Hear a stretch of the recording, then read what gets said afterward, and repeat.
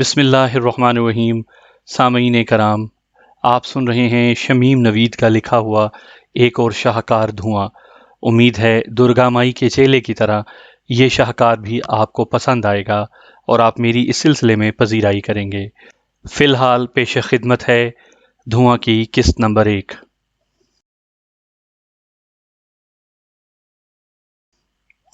اس رات سوتے سوتے اچانک میری آنکھ کھل گئی۔ میرا سارا جسم پسینے میں بھیگا ہوا تھا اور حواس پر ایک انجانا سا خوف مسلط تھا۔ مجھے اماں کی بات یاد آئی۔ اس نے مجھے بتایا تھا کہ جب کبھی ڈر لگے تو 3 بار کلمہ پڑھ کر اپنے اوپر دم کر لیا کرو۔ میں اس سے پہلے بھی کئی بار اماں کی ہدایات پر عمل کر چکا تھا۔ کلمہ پڑھ کر اپنے اوپر دم کرنے سے میرا خوف ختم ہو جاتا تھا۔ یہی وجہ تھی کہ میں اس وقت بھی دل ہی دل میں جلدی جلدی کلمہ پڑھنے لگا۔ توقع کے مطابق کلمہ پڑھ کر خود پر دم کرنے سے میرا خوف جاتا رہا تو میں نے کمرے کا جائزہ لیا۔ کمرے میں لالٹین کی مدھم روشنی پھیلی ہوئی تھی۔ برابر والے پلنگ پر میری اماں چھوٹے بھائی کے ساتھ بے خبر سو رہی تھی۔ ساتھ ہی میرے ابے کا پلنگ تھا، وہ بھی سو رہا تھا۔ اس کے سرہانے ذرا سی اونچائی پر ایک کھڑکی تھی جو دن کی طرح اس وقت بھی کھلی ہوئی تھی۔ میرا ابا اکثر اماں کو تاکید کیا کرتا تھا کہ سونے سے پہلے یہ کھڑکی بند کر دیا کرو۔ اماں کبھی تو کھڑکی بند کر دیتی تھیں اور کبھی بھول جاتی تھیں۔ آج بھی وہ کھڑکی بند کرنا بھول گئی تھیں۔ میں پہلے ابے کے پاس سوتا تھا، لیکن گزشتہ 2 مہینے سے اماں نے میرا بستر الگ کر دیا تھا۔ اماں کا کہنا تھا کہ اب میں بڑا ہو چکا ہوں، مجھے الگ سونا چاہیے۔ ابے نے کہا بھی تھا کہ ابھی اس کی عمر ہی کیا ہے، 12 سال ہی کا تو ہے، مگر اماں نے اپنا فیصلہ نہیں بدلا تھا۔ آج میں سوچتا ہوں کہ اگر اماں نے وہ فیصلہ نہ کیا ہوتا تو یا اس رات میری آنکھ نہ کھل جاتی تو یقیناً میں اپنی یہ سرگزشت بیان کرنے کے لیے زندہ نہ ہوتا۔ اس ہولناک رات کا ایک ایک لمحہ آج بھی میرے احساس میں زندہ ہے۔ خوف ختم ہونے کے بعد مجھے ٹوائلٹ جانے کی ضرورت محسوس ہوئی تھی۔ عموماً رات کے وقت جب مجھے ٹوائلٹ جانے کی ضرورت محسوس ہوتی تھی تو میں اماں کو جگا دیتا تھا، لیکن وہ اس پر ناراض ضرور ہوتی تھی اور کہتی تھی کہ اب تم بچے نہیں رہے جو مجھے خواہ سوتے سے اٹھا دیتے ہو، اگر آئندہ تم نے مجھے جگایا تو پیٹوں گی تمہیں۔ اماں کی ڈانٹ کے خوف سے میں اسے جگائے بغیر بستر سے اٹھ گیا۔ کمرے کا دروازہ اندر سے بند تھا۔ میں نے آہستہ سے کنڈی کھولی اور باہر چھوٹے سے صحن میں پہنچ گیا۔ صحن کی ایک جانب کونے میں ٹوائلٹ تھا۔ کمرے کا دروازہ بھیڑ دیا تاکہ سرد ہوا کمرے میں داخل نہ ہو، کیونکہ وہ سردیوں کے دن تھے۔ گرم بستر سے باہر صحن میں آ کر مجھے سردی لگنے لگی تھی۔ صحن عبور کر کے میں کانپتا ہوا ٹوائلٹ میں گھس گیا۔ پھر جب میں ٹوائلٹ سے نکل کر کمرے کی طرف واپس جا رہا تھا تو دوبارہ مجھے انجانے خوف نے آ گھیرا۔ مجھے یوں لگا جیسے میرا تیزی سے دھڑکتا ہوا دل پسلیاں توڑ کر باہر آ جائے گا۔ کمرے کے قریب پہنچتے ہی میں نے گھٹی گھٹی سی ایک چیخ سنی اور میرے اعصاب جھنجھنا اٹھے۔ میرے قدموں نے مزید آگے بڑھنے سے انکار کر دیا، کچھ تو سردی کی وجہ سے اور کچھ خوف کے سبب میرے پیر کانپ رہے تھے۔ نتیجتاً میں زیادہ دیر کھڑا نہ رہ سکا اور کمرے کے دروازے سے لگ کر بیٹھ گیا۔ اندر کمرے میں مجھے کچھ غیر معمولی سرگرمی سی محسوس ہوئی۔ خوف کے باوجود میں اپنے تجسس پر قابو نہ پا سکا۔ میں نے ڈرتے ڈرتے دروازے پر آہستہ سے ہاتھ رکھ دیا۔ ہاتھ کے دباؤ سے دروازے میں جھری پیدا ہو گئی۔ میں نے جھری سے آنکھ لگا دی۔ پھر مجھے کمرے میں جو ہولناک منظر نظر آیا اس نے میرے حواس گم کر دیے۔ خوفناک چہرے والا ایک اجنبی میرے ابے کے اوپر جھکا ہوا تھا اور اس کے ہاتھ میں ایک لمبا سا خنجر تھا۔ ابے کا لحاف زمین پر پڑا تھا۔ جلدی کرو، ہمیں صبح ہونے سے پہلے واپس گاؤں بھی پہنچنا ہے۔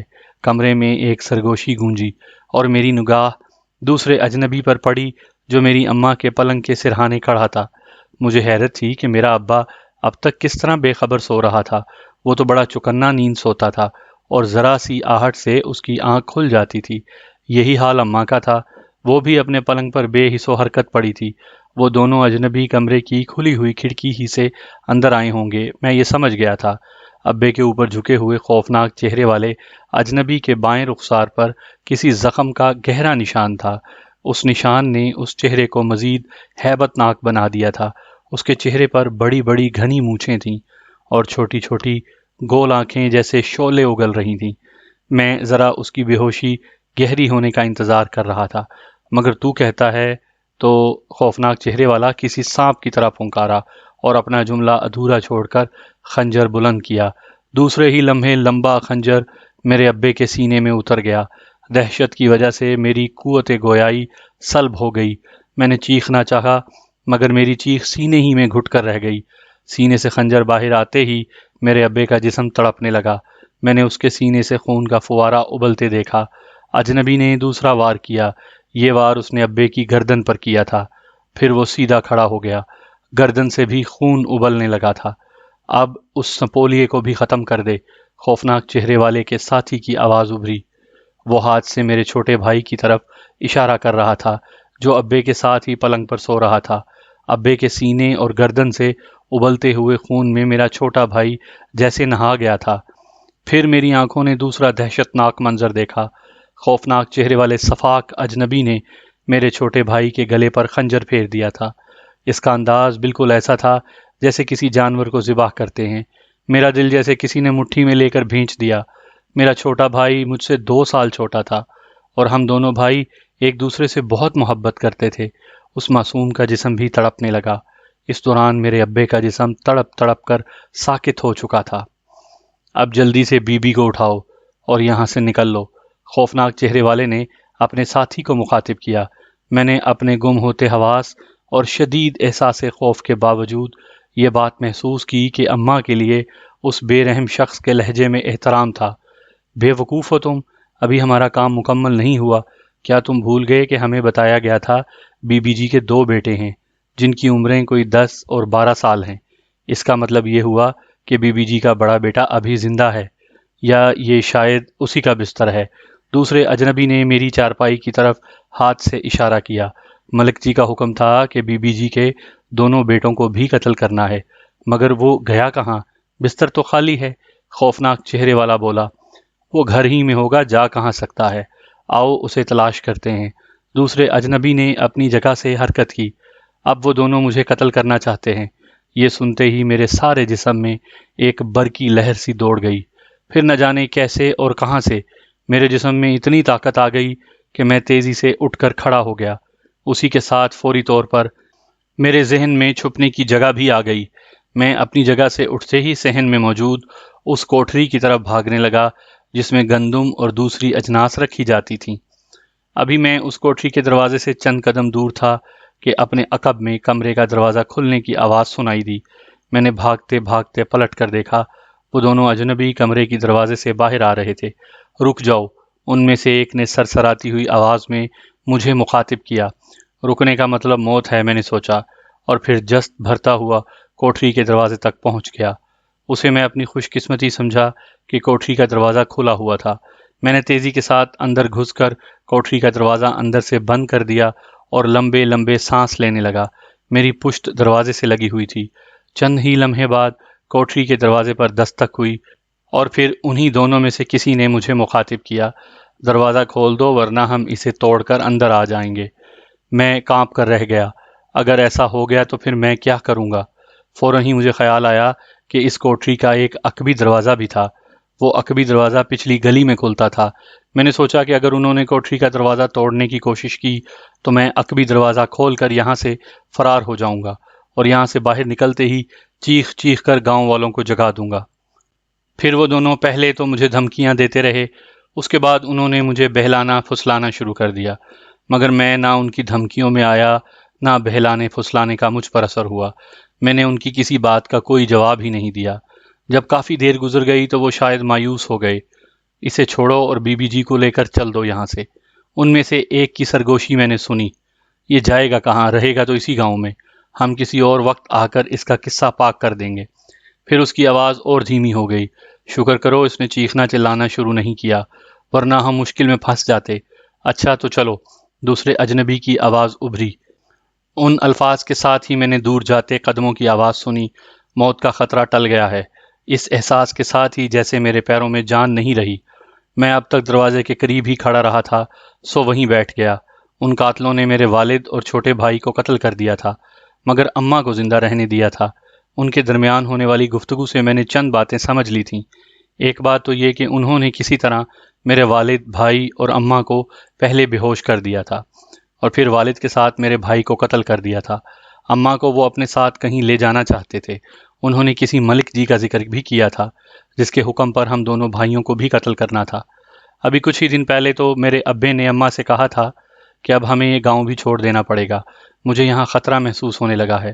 جب ابا اماں نے کہا تھا اب تو برسوں بیت گئے ہیں، انہوں نے صبر کر لیا ہوگا، 13 برس کوئی کم تو نہیں ہوتے۔ میرا ابا چپ ہو گیا تھا، اور اب میں سوچ رہا تھا کہ اس کی یہی خاموشی موت کا پیغام بن گئی تھی۔ میں نے جب سے ہوش سنبھالا تھا اسی طرح کی باتیں سنتا آ رہا تھا۔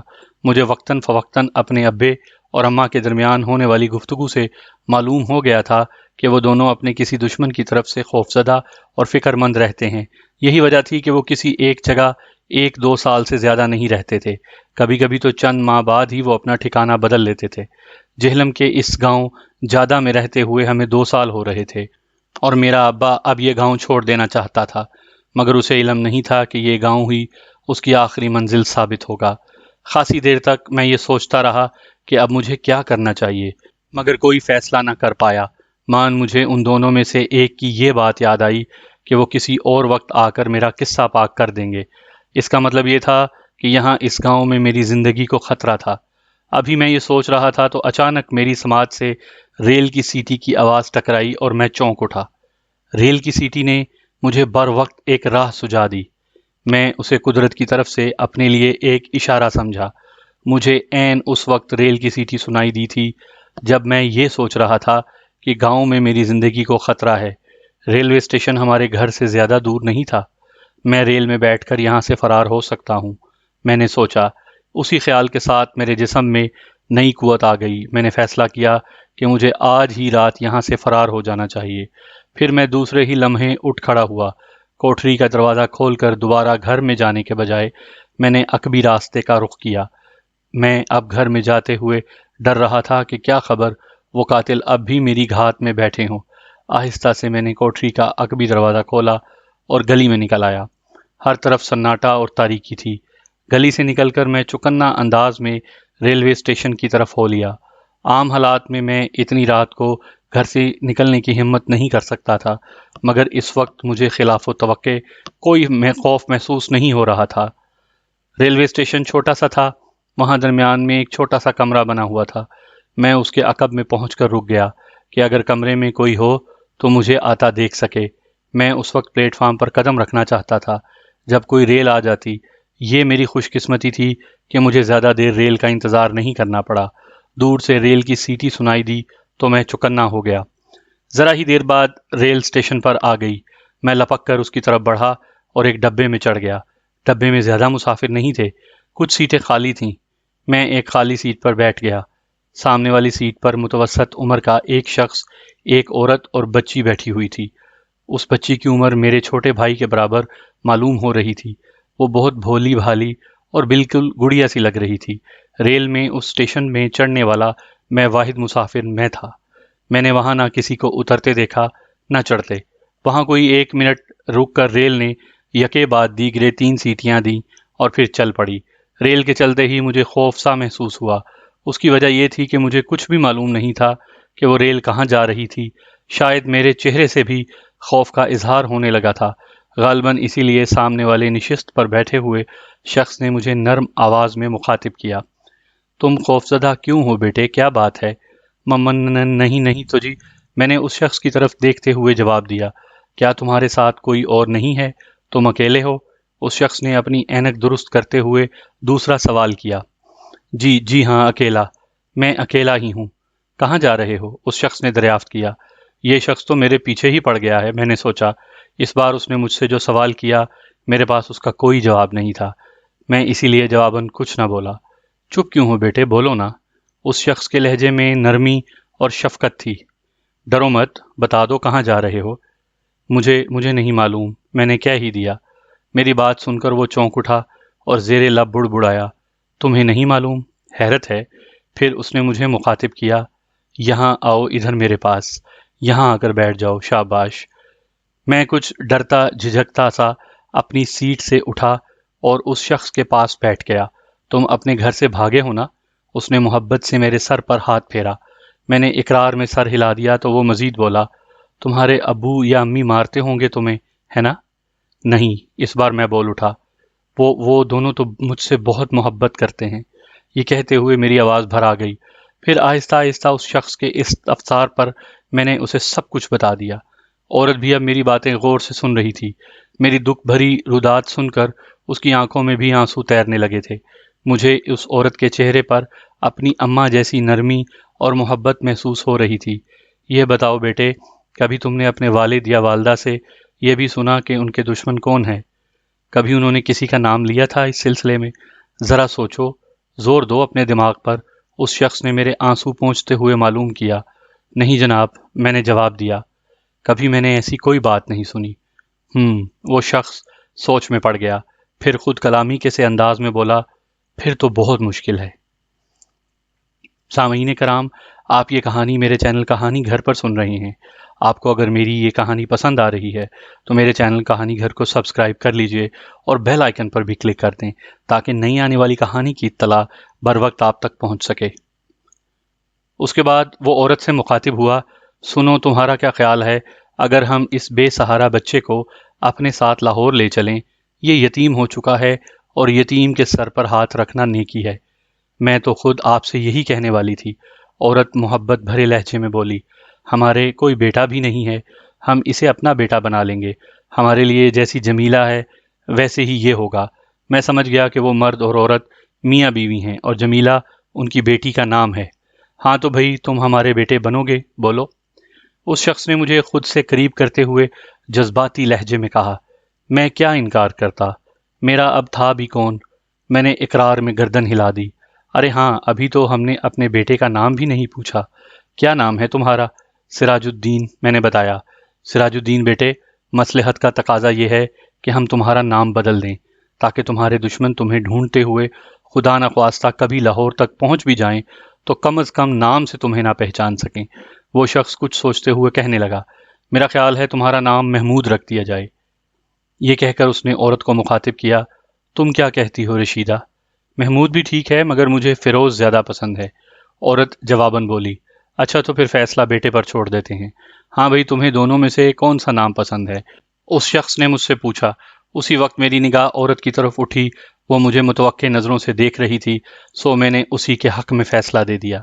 چلو تو پھر فیروز طے ہو گیا۔ تو فیروز بیٹے، آج سے ہم تمہارے ابو ہیں اور یہ تمہاری امی۔ یہ کہہ کر وہ مجھے اپنے بارے میں مختصراً بتانے لگا۔ میرا نام امجد ہے اور میں سرکاری ملازم ہوں۔ میں رہنے والا تو فیصل آباد کے ایک گاؤں علی پور کا ہوں، مگر ملازمت کی وجہ سے لاہور میں قیام ہے۔ وہاں ایک محلہ ہے مغل پورہ، اسی میں رہتا ہوں۔ میں خاموشی کے ساتھ اس کی باتیں سنتا رہا۔ میں اب ایک نئے نام کے ساتھ نئی زندگی شروع کر رہا تھا۔ قدرت کو شاید یہی منظور تھا۔ میں بہرحال ان لوگوں کے ساتھ لاہور آ گیا۔ میرے والد نے مجھے جاوا کے سرکاری اسکول میں داخل کروا دیا تھا، مگر وہ اسکول صرف چھٹی جماعت تک تھا۔ گزشتہ 6 مہینے پہلے میں چھٹی جماعت پاس کر چکا تھا۔ لاہور پہنچ کر امجد صاحب نے مجھے 7ویں کلاس میں داخل کرانا چاہا، مگر میں ٹیسٹ میں کامیاب نہ ہو سکا۔ نتیجتاً دوبارہ چھٹی جماعت میں مجھے داخل ہونا پڑا۔ اسی اسکول میں جمیلہ بھی پڑھتی تھی، وہ 5ویں کلاس میں تھی۔ داخلے کے بعد ہم دونوں ساتھ ساتھ اسکول جانے لگے۔ لاہور آنے اور ایک گھر میں پناہ مل جانے کے باوجود مجھے اپنے والدین اور بھائی کی بہت یاد آتی اور میں اداس ہو جاتا۔ اسی کے ساتھ میری آنکھوں میں اپنے والد اور بھائی کے قاتل کا چہرہ گھومنے لگتا۔ وہ قاتل چہرہ صفحہ ذہن پر ثبت ہو کر رہ گیا تھا۔ میں اکثر سوچتا کہ اگر وہ شفاق قاتل زندگی کے کسی موڑ پر مجھے مل گیا تو میں اس سے انتقام ضرور لوں گا۔ انتقام کے اس جذبے نے مجھے مجبور کر دیا کہ میں ابھی سے خود کو اس کے لیے تیار کرنے لگوں۔ میں ورزش کرنے لگا۔ 5 سال جیسے پلک جھپکتے گزر گئے۔ میں نے میٹرک کر لیا۔ اب میں 17 سال کا ہو چکا تھا، مگر اپنے قد کاٹ کی وجہ سے 20 سال کا لگتا تھا۔ اس کی بڑی وجہ مسلسل ورزش اور بہتر خوراک تھی۔ اب میں نے گلبرگ کے ایک جوڈو کراٹے سینٹر میں بھی داخلہ لے لیا تھا۔ میں اپنی دانش میں اپنے آپ کو ہر طرح اپنے والد اور بھائی کے قاتل سے انتقام کے لیے تیار کر رہا تھا۔ مجھے اپنی صحت بنانے کا جنون کی حد تک شوق تھا۔ اس دوران مجھے جمیلہ سے عجیب سا لگاؤ پیدا ہو گیا تھا۔ ہم ایک ساتھ پڑھتے تھے اور اب ہم نے نوجوانی کی حدود میں قدم رکھ دیا تھا۔ جمیلہ کی نگاہوں میں بھی میں نے اپنے لیے محبت کی رمق محسوس کر لی تھی۔ اس کے باوجود ہم دونوں نے ایک دوسرے سے اظہار محبت نہیں کیا تھا۔ محبت شاید اظہار کی پابند ہوتی بھی نہیں۔ اسی عرصے میں ایک ایسا واقعہ پیش آیا جس نے میرے اندر خود اعتمادی پیدا کر دی۔ ہوا یوں کہ جب میں کالج سے لوٹ کر آیا تو جمیلہ کو امی سے رازدارانہ انداز میں کچھ باتیں کرتے دیکھا۔ خلاف توقع جمیلہ کا تر و تازہ اور شاداب چہرہ مجھے اس وقت کچھ بجھا بجھا سا لگا۔ امی کے چہرے پر بھی فکر مندی کے آثار نظر آ رہے تھے۔ اب میں بھی انہیں امی ہی کہتا تھا۔ کیا بات ہے امی، کیا ہوا؟ جمیلہ کیا کہہ رہی ہے؟ میں نے ان دونوں کے قریب جا کر پوچھا۔ کچھ نہیں بیٹا، کوئی ایسی خاص بات نہیں ہے، امی نے مجھے ٹالنا چاہا۔ نہیں، کوئی نہ کوئی بات ہے ضرور جو آپ مجھ سے چھپا رہی ہیں، میں بولا۔ اپنے ابو کو آ جانے دو، پھر بتا دوں گی، انہوں نے کہا۔ میں ضد کرنے لگا تو انہیں زبان کھولنا ہی پڑی۔ میں نے ان سے جو کچھ سنا اسے سن کر میرا خون کھول اٹھا۔ جب تک میں نے میٹرک نہیں کیا تھا جمیلہ میرے ہی ساتھ اسکول آتی جاتی تھی، لیکن اب گزشتہ 3 مہینے سے اسے اکیلے اسکول آنا جانا پڑتا تھا۔ محلے ہی کا ایک لڑکا راشد گزشتہ 2 مہینے سے جمیلہ کو تنگ کر رہا تھا، اور آج تو اس نے حد ہی کر دی تھی۔ اس نے جمیلہ کو ایک پرچہ تھما دیا تھا جس میں اظہار عشق کیا گیا تھا۔ وہ پرچہ پڑھ کر میں نے ٹکڑے ٹکڑے کر دیا اور پھر تیزی کے ساتھ گھر کے دروازے کی طرف بڑھنے لگا۔ فیروز، امی نے پیچھے سے آواز مجھے دی۔ کہاں جا رہا ہے بیٹا؟ میں اس کمینے راشد کے گھر جا رہا ہوں۔ اسے اتنی جرت کیسے ہوئی؟ میں غصے میں بولا۔ نہیں بیٹا، تو نہ جا، تیرے ابو اس کی بات سے بات کر لیں گے، امی نے مجھے سمجھایا۔ نہیں امی، مجھے نہ روکیے۔ میں دروازے کے قریب پہنچ کر رکا اور مڑ کر بولا، میں اس آوارہ کے ہوش ٹھکانے لگا دوں گا۔ اس نے آخر سمجھا کیا ہے؟ پھر اس سے پہلے کہ امی مزید کچھ کہتی میں گھر کے دروازے سے باہر نکل گیا۔ راشد کو میں جانتا تھا، محلے کے آوارہ لڑکوں میں اس کا شمار ہوتا تھا۔ مجھ سے عمر میں بڑا ہی تھا، 2 سال سے 2nd ایئر میں فیل ہو رہا تھا۔ عموماً وہ محلے کے دوسرے آوارہ منش نوجوانوں کے ساتھ نظر آتا تھا۔ میرے وہم و گمان میں بھی نہیں تھا کہ وہ جمیلہ کو آتے جاتے چھیڑنے کی ہمت کرے گا۔ ایک گلی چھوڑ کر راشد کا گھر تھا۔ میں تیز قدمی کے ساتھ اس کی گلی تک پہنچ گیا۔ راشد اپنے دوستوں کے ساتھ مجھے گلی کے نکڑ ہی پر کھڑا مل گیا۔ میں نے محسوس کیا کہ وہ مجھے تیزی سے اپنی طرف بڑھتے دیکھ کر چونک اٹھا ہے۔ اس نے اپنے دوستوں سے بھی کچھ کہا تھا۔ قریب پہنچتے ہی میں نے اس کے گریبان پر ہاتھ ڈال دیا، پھر گریبان کو جھٹکا دیتے ہوئے سخت لہجے میں کہا، تو نے جمیلہ کو پرچہ کیوں لکھا؟ بول۔ گریبان چھوڑو میرا۔ راشد نے اپنا گریبان چھڑانا چاہا۔ اگر اس نے تمہاری بہن کو لو لیٹر لکھ دیا تو کون سا ظلم ہو گیا؟ آخر تمہیں کسی نہ کسی کو تو اپنا بہنوئی بنانا ہی پڑے گا۔ پھر راشد میں کیا خرابی ہے؟ راشد کے ایک دوست نے چھچھورے انداز میں مجھ سے کہا اور پھر زور سے ہنس دیا۔ دوسرا دوست بھی اس کا ساتھ دینے لگا۔ اس کی بات سن کر میرا دماغ سلگ اٹھا۔ راشد کا گریبان چھوڑ کر میں اس کے دوست کی طرف مڑا۔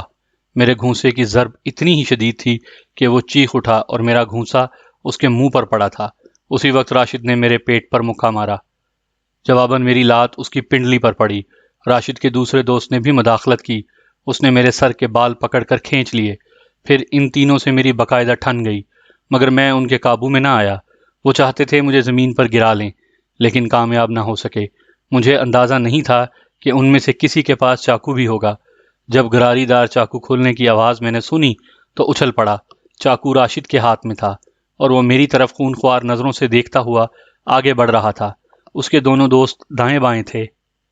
مجھے یہ احساس ہی نہ ہوا کہ ہمارے ارد گرد بھیڑ ہو گئی ہے۔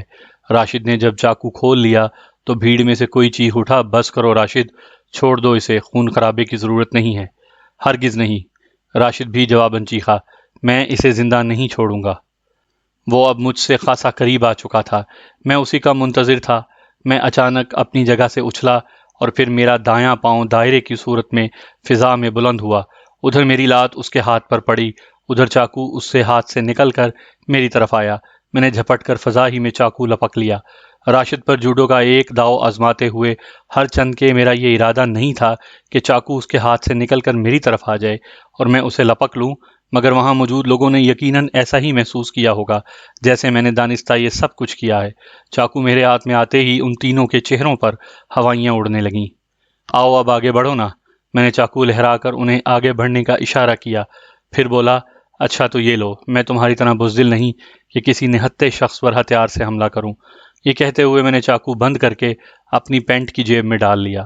وہ تینوں میرے ہاتھوں خاصی مار کھا چکے تھے، پھر بھی اتنے لوگوں کے سامنے اپنی حد تک برداشت نہ کر سکے۔ دوسرے ہی لمحے ان تینوں نے بیک وقت مجھ پر حملہ کر دیا۔ میں اس کے لیے پہلے ہی سے تیار تھا۔ ایک کے پیٹ پر میری لات پڑی، دوسرے کے شانے پر کھڑی ہتھیلی اور تیسرے کے منہ پر الٹا ہاتھ۔ دو تو کراتے ہوئے زمین پر بیٹھ گئے، مگر ایک جس کے منہ پر الٹا ہاتھ پڑا تھا مجھ سے لپٹ گیا۔ میں نے اس کی کن پٹی پر جچا تلا ہاتھ مارا تو وہ کسی مردہ مچھلی کی طرح دور جا گرا۔ راشد کے پیٹ پر میری لات پڑی تھی اور وہ دونوں ہاتھوں سے اپنا پیٹ پکڑے زمین پر بیٹھا تھا۔ میں نے اس کے قریب جا کر سر کے بال مٹھی میں جکڑ لیے اور پھر اسے سیدھا کھڑا کر دیا۔ اسی کے ساتھ میرا گھونسا اس کے پیٹ پر لگا۔ اس کے چہرے پر شدید تکلیف کے آثار نظر آنے لگے۔ بول، اب چھیڑے گا جمیلہ کو؟ میں نے اس کے سر کے بالوں کو جھٹکا دیا۔ اسی وقت راشد کے دونوں دوست اٹھ کر وہاں سے بھاگ لیے۔ ان دونوں میں شاید اب مزید میرے ہاتھوں مار کھانے کی ہمت نہیں رہی تھی۔ راشد نے غالباً اپنے دوستوں کو فرار ہو جانے کے بعد خود بھی اپنی شکست تسلیم کر لی۔ اس کا اظہار اس کے چہرے سے ہو رہا تھا۔ پھر اس نے اپنی زبان سے بھی اقرار کیا، مجھے معاف کر دو فیروز، اب کبھی میں جمیلہ کو نہیں چھیڑوں گا۔ میں نے اس کے سر کے بال چھوڑ دیے اور پھر پینٹ کی جیب سے چاقو نکال کر اسے دیتے ہوئے بولا، اگر تم اپنے عہد پر قائم نہ رہے تو میں آئندہ تمہیں ہرگز معاف نہیں کروں گا۔ راشد ندامت سے سر جھکائے اپنے گھر کی طرف چل دیا۔ آج سیر کو سوا سیر ملا تو معلوم ہوا ان لوگوں کو۔ وہاں موجود لوگ چے میں گوئیاں کرنے لگے۔ فیروز نے ان کے سارے کس بل نکال دیے۔ مجھے احساس تھا کہ امی اور امی سے بھی زیادہ جمیلہ میری طرف سے فکر مند ہوں گی، اس لیے مزید وہاں رکے بغیر گھر کی طرف چل دیا۔ میرا اندازہ درست ہی ثابت ہوا۔ امی اور جمیلہ دونوں ہی دروازے پر کھڑی تھیں۔ تم نے بڑی دیر لگا دی بیٹے، امی دروازے سے ہٹتے ہوئے بولیں۔ وہ ملعون راشد مل گیا؟ ہاں امی، میں دروازے سے اندر داخل ہو گیا۔ وہ مل گیا اور آئندہ کے لیے اسے سبق بھی مل گیا۔ اب وہ کبھی جمیلہ کو چھیڑنے کی جرأت نہیں کرے گا۔ آخر ہوا کیا فیروز؟ ہمیں بھی تو معلوم ہو۔ جمیلہ بھی بول اٹھی۔ وہ مجھے بچپن ہی سے نام لے کر مخاطب کرتی آئی تھی۔ خاک ڈال لڑکی، امی نے مداخلت کی، بس تیرے لیے اتنا جان لینا کافی ہے کہ اب وہ تیرے راستے میں نہیں آئے گا۔ امی ٹھیک کہہ رہی ہیں، میں نے شرارت سے جمیلہ کی طرف دیکھا۔ جاؤ اب جلدی سے میرے لیے کھانا لے آؤ، بہت زوردار بھوک لگ رہی ہے۔ جمیلہ کو میں نے دانستہ امی کے سامنے کچھ نہیں بتایا تھا، مگر مجھے یہ معلوم تھا کہ وہ مجھ سے پوری تفصیل معلوم کیے بغیر چین سے نہیں بیٹھے گی۔ پھر یہ ہوا، میں کھانا کھا کر کمرے میں لیٹنے گیا تو وہ بھی میرے پیچھے پیچھے کمرے میں آ گئی۔ اس نے آتے ہی کہا، ہاں اب شروع ہو جاؤ ورنہ، اس نے دھمکی دینے والے انداز میں اپنا جملہ ادھورا چھوڑ دیا، ورنہ ملکہ عالیہ اپنے بادشاہ سلامت سے ناراض ہو جائیں گی۔ میں نے اپنی عادت کے مطابق اسے چھیڑا اور بستر پر لیٹ گیا۔ بکو مت، تم کیوں ہونے لگے میرے بادشاہ سلامت؟ وہ خجل سی ہو کر بولی۔ کیوں، کیا تمہارے لیے بادشاہ سلامت آسمان سے اتریں گے؟ میں نے اپنے جسم پر چادر اوڑھتے ہوئے کہا۔ کہیں سے بھی اتریں، تم کون؟ اچھا تو ہم کوئی نہیں تو پھر جاؤ یہاں سے۔ ہرگز نہیں، میں اس وقت تک یہاں سے نہیں جاؤں گی جب تک تم مجھے ایک ایک بات نہیں بتا دو گے۔ اس نے میرے جسم سے چادر کھینچ لی۔ میں تمہیں سونے نہیں دوں گی۔ پھر مجھے جمیلہ کی بات ماننا پڑی۔ چاقو کا ذکر سن کر اس کے چہرے پر کئی رنگ آ کر گزر گئے تھے۔ میری پوری بات سن کر اس نے فکر مند لہجے میں کہا، اگر چاقو اس کے ہاتھ سے نہ چھوٹ جاتا تو خدا نہ کرے بہت برا ہوتا۔ میری خاطر تم نے اپنی زندگی ناحق خطرے میں ڈال دی تھی۔ یہ زندگی بھی تو تمہاری ہی ہے جمیلہ، تم سے زیادہ تو میری زندگی قیمتی نہیں۔ میں جذباتی ہو گیا۔ پاگل ہو تم پورے۔ وہ ہنس دی اور پھر کمرے سے چلی گئی۔ دیر تک اس کی ہنسی میری سماعت میں گونجتی رہی۔ اس دن کے بعد راشد نے پھر کبھی جمیلہ کو نہیں چھیڑا۔ جمیلہ نے مجھے بتایا تھا کہ اگر کبھی آتے جاتے وہ مل بھی جاتا ہے تو راستہ بدل لیتا ہے۔ اس واقعہ نے میرے اندر خود اعتمادی پیدا کر دی تھی۔ میرے کہنے پر امی اور جمیلہ نے وعدہ کر لیا تھا کہ ابو کو اس سلسلے میں کچھ نہیں بتایا جائے گا۔ محلے والے بھی اب مجھے عزت اور احترام کی نظر سے دیکھنے لگے تھے، جس کا ثبوت میرے ساتھ ان کا رویہ تھا۔ اسی طرح 2 سال اور بیت گئے۔ میٹرک کے بعد امی نے جمیلہ کو پڑھانے سے انکار کر دیا تھا، حالانکہ ابو اسے مزید پڑھانے کے حق میں تھے۔ امی نے کہا تھا کہ ہم جمیلہ سے کون سا نوکری کرانا چاہتے ہیں جو آگے پڑھائیں۔ وہ جمیلہ کو کالج بھیجنے پر آمادہ نہیں تھیں۔ میں اب بی اے کے پہلے سال میں تھا۔ انٹر میں نے اچھے نمبروں سے پاس کیا تھا۔ اسی دوران میں نے جوڈو کراٹے کی بھی مکمل تربیت حاصل کر لی تھی۔ میرے ذہن سے ابھی تک برسوں گزر جانے کے باوجود اپنے والد اور بھائی کے قاتل کا چہرہ محو نہیں ہوا تھا، اپنی اماں کو بھی میں نہیں بھولا تھا، معلوم نہیں وہ اب تک زندہ بھی تھیں یا نہیں۔ مزید 1 سال بعد میں نے BA کر لیا تو ابو ایک مشکل میں پھنس گئے، ان کے محکمے نے انہیں قبل از وقت ریٹائر کر دیا۔ یہ جبری ریٹائرمنٹ ایک انکوائری کے تحت ہوا تھا۔ اس افسر نے اسی وجہ سے ابو کے خلاف رپورٹ لکھ دی تھی۔ ابو گریڈ 11 میں تھے، انہیں خاصا پروویڈنٹ فنڈ وغیرہ ملا تھا، مگر ظاہر ہے کہ اس رقم کو بیٹھ کر تو نہیں کھانا تھا۔ سامعین کرام، آپ سن رہے تھے اردو ناول دھواں کی قسط نمبر 1، جس کے مصنف ہیں شمیم نوید۔ امید ہے آپ کو میری یہ کاوش پسند آ رہی ہوگی، اور آپ نے اگر ابھی تک میرا چینل سبسکرائب نہیں کیا تو میرے چینل کو ابھی سبسکرائب کر لیجئے اور بیل آئیکن پر بھی کلک کر دیں تاکہ آنے والی نئی کہانی کی اطلاع بر وقت آپ تک پہنچ سکے۔